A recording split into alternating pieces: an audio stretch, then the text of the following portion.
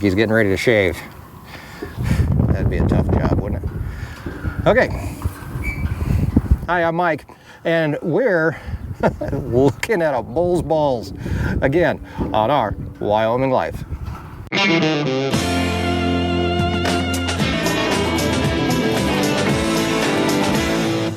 Hey guys, things are really getting ready to heat up here on the ranch. We've got about another month of time to get some major projects done, and then we're into our fall run, which includes preg checking, sorting calves, selling calves, preconditioning. What else do we got? We got hunting season coming up, and it's just going to keep on rolling through the fall. So we've got a lot of stuff coming up here in just a little while, and that means that for now, we've got a lot of projects that need to get done in the meantime. So today, we're going to take care of a major project that is actually not that hard. So we've been finishing steers, which basically means that we took last year's steers that were born on the ranch and we kept them on the ranch. We didn't sell them at auction, and we're able to sell them through the farm store as T-bones, hamburger, sirloin steaks, roasts, stew meat, whatever we need to.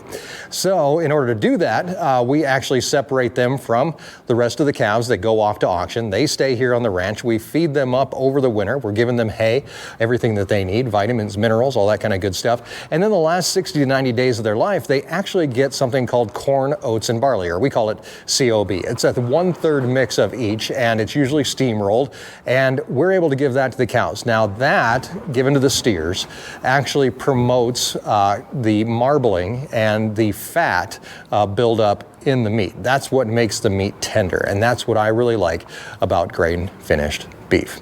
We finish them for 60 to 90 days, so our beef is still pretty dang lean, but it does add a little bit of that flavor and marbling that we're looking for. Today, it's ridiculously windy outside. Let's go take a quick look at that so you don't call me a liar. It is crazy windy out here. So you can even see, this is nuts.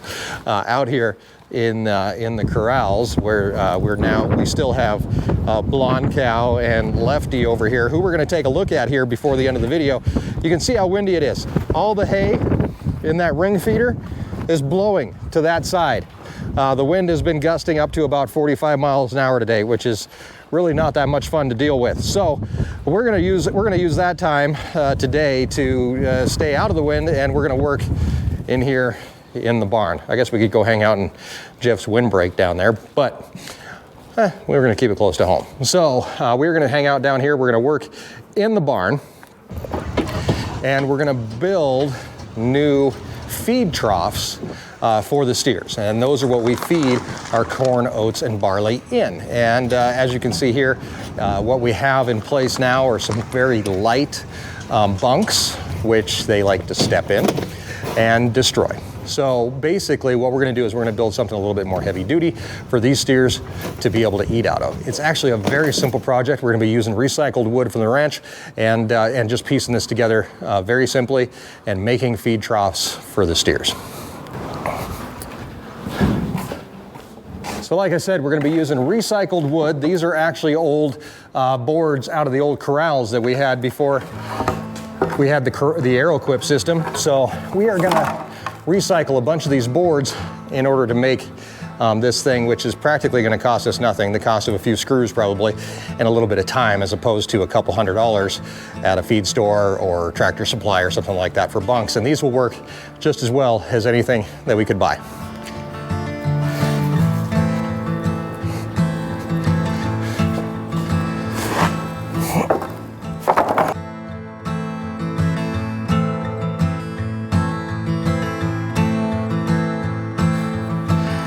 We've got a little kitten down here keeping an eye on what we're doing, hanging out in Jack's little cage, which we don't use anymore because now Jack can jump out of this. But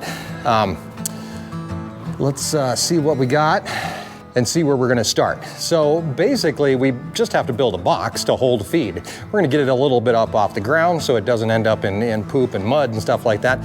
But the big thing is, how big do you make it? And the general rule for bunk feeding any type of animal, cow, steer, bull, whatever it may be, is 2 feet per cow. That's how much room you want to give them. And the reason that you want to do that is actually so that you don't end up with any pushed out. Those cows will not receive as much feed as others.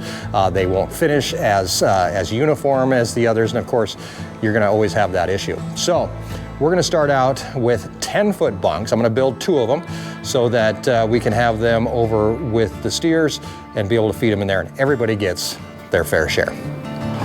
So the only hard part about using recycled lumber like this is actually finding lumber that's in good enough shape to be able to work with. It's not split and broken and all that kind of stuff. So we're going to start out by cutting 3 10-foot sections.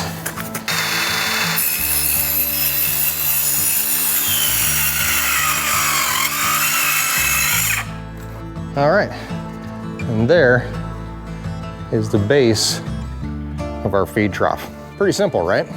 Very simple. Now, we just need to cut a few more and we'll start putting this whole thing together.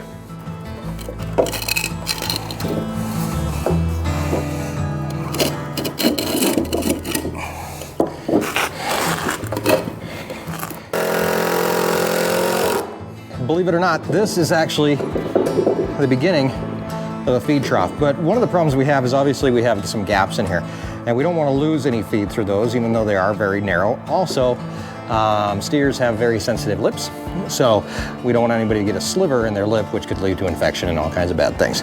So I'm going to go dig through some material that I have back here in the barn and see if I can find something that I can actually cover this with and make it a little more cow friendly. I think that might have been the wind that actually blew you over. Okay, so this might work. This is a clear vinyl that was actually given to us by a friend of ours in Las Vegas. So we're gonna try this, placing it over that, and because obviously it's pretty thick, and hopefully it'll protect the cows just a little bit. How to attach it is a bit of a question, but I'm sure we can figure something out. So I left and I'm thinking about screws and I'm thinking of washers and all kinds of stuff, and I thought, you know what, why not just staple it? Why not staple it down? As long as the staples don't come out, we should be totally fine.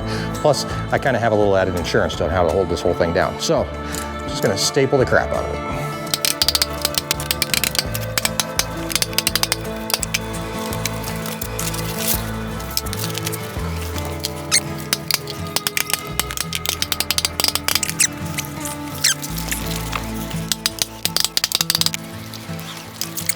That is completely covered. Now, just have a couple side rails to put on to hold the feed in.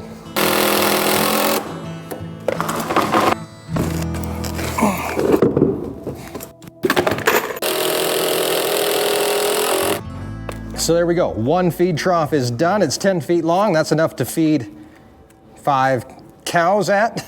There's a spider's nest on there. So enough to feed 5 cows at this trough. We're gonna build 1 more, and then we're gonna get them moved over and try them out and see how they work.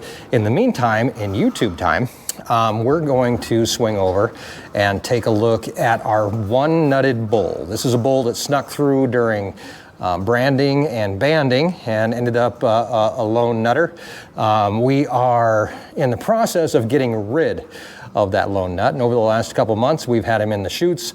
We put a band on him once, that band fell off, we put another band on him, and today's the day that we're going to take a look and see how things are doing, as well as medicate him a little bit, give him a little bit of antibiotics for anything that he might be fighting you know, with this procedure. So we're gonna go take a look at him, and in the meantime, when we come back, we'll have another one of these done, and then we'll go get him set up.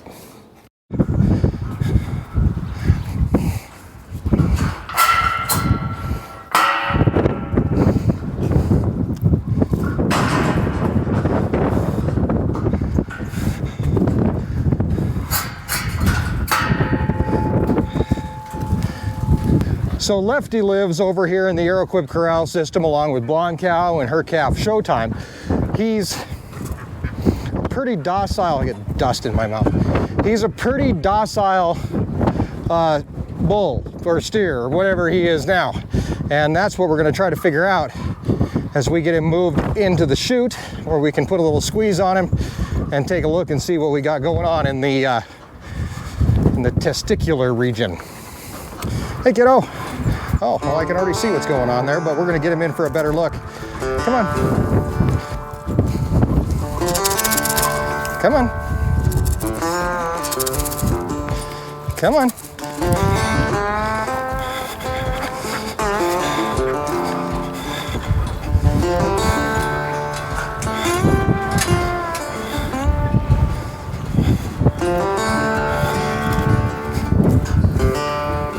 Come on, bud.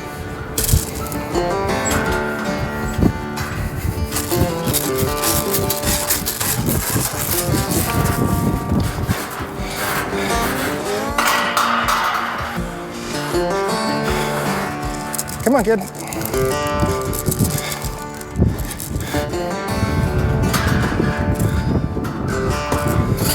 Come on, bud. Good boy.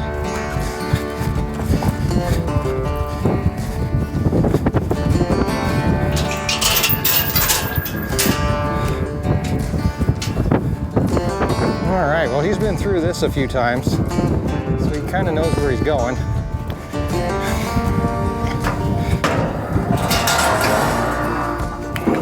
Well, that's okay. We're gonna go and let him in here. Come on, kid. Come on.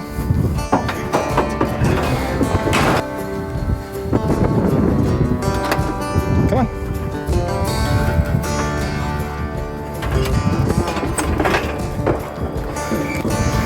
I'm gonna put in our anti-kick bar here. I don't know if it has a real name, but something like that. We're gonna put that in. Make sure we don't get kicked.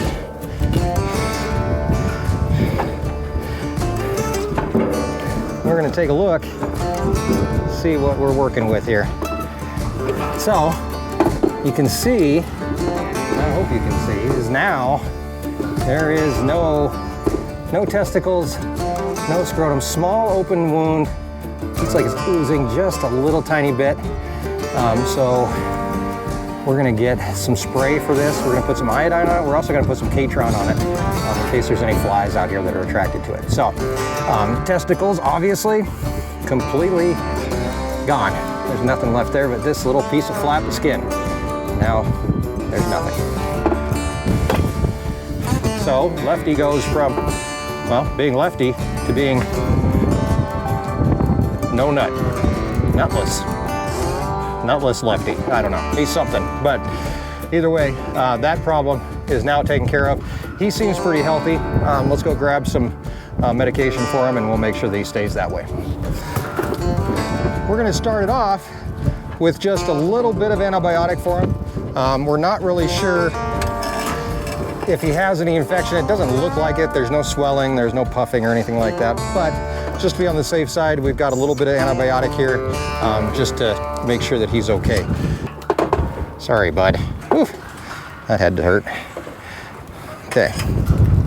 Then on the other end, just to make sure no flies or anything happens down here, we are actually going to be using some iodine spray, or liquid iodine. It's in a spray bottle. And we're going to be using Catron spray. Catron is it's basically used in wounds, kills any flies, any fly maggots, or anything else that can be in there, and also repels flies, and helps a little bit with some pain if there is any, we hope. So, let's see, what do I want to do first? Do you do the fly stuff first, or do you do the iodine first? I don't know. Let's do iodine first. Hopefully, this doesn't make him jump too much. Oh, no, it doesn't seem to bother him. He flips his tail at us a little bit. But we're going to make sure we cover the entire wound site with some really good iodine there. Then we're going to come in with our Catron spray. And some nice foam action there. Looks like he's getting ready to shave. That'd be a tough job, wouldn't it? That's it for him. And slowly back away from the bull, and we're going to let him out to do whatever it is that he does.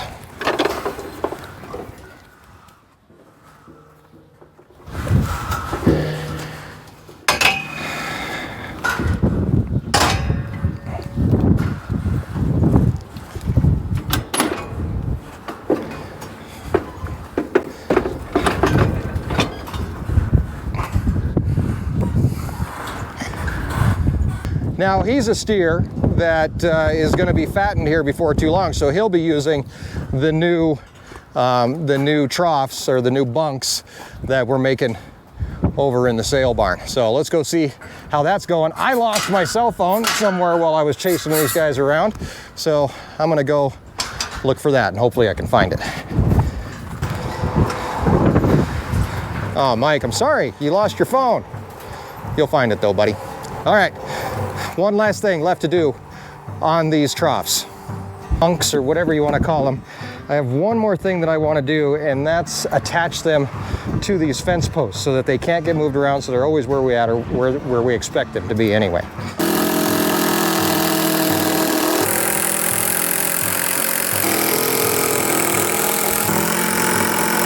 That's pretty much it. These guys are ready to eat. We're ready to feed. Obviously, you know, the vinyl has one small drawback, and that's the fact that there could be moisture could get underneath of the vinyl and rot out that wood. But really, what are we out? It's just recycled wood from over at the dump. The other thing is that if when we're not using them, we can flip them over. And really, how much rain are we getting here lately anyway? So we're gonna grab some food. We're gonna get you guys fed. We're gonna try these out. You ready? Yay! So excited.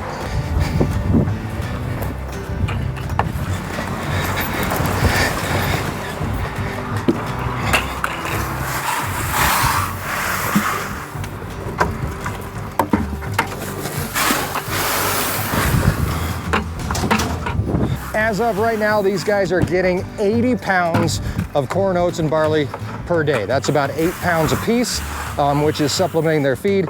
The first group here goes, I'm thinking it's beginning of September 5th or September 8th or something like that. So having a little bit more longer feed trough, more room at the feed bunk, feed trough, whatever you want to call it, is definitely going to pay off for these guys and make them way happier. So, all right, that's it for us from the steer side of things today. And I guess it's time to wrap things up. For me, that means that I'm gonna go pack orders. Right now we're in the middle of a sale on our website. It's our back to school sale. The kids went back to school this week. So we've got 15% off almost everything on the website. You can check it out at ourwyominglife.com. Jerky, glassware, t-shirts, everything is on sale. So check that out. I'm gonna go pack orders and hopefully I find my phone.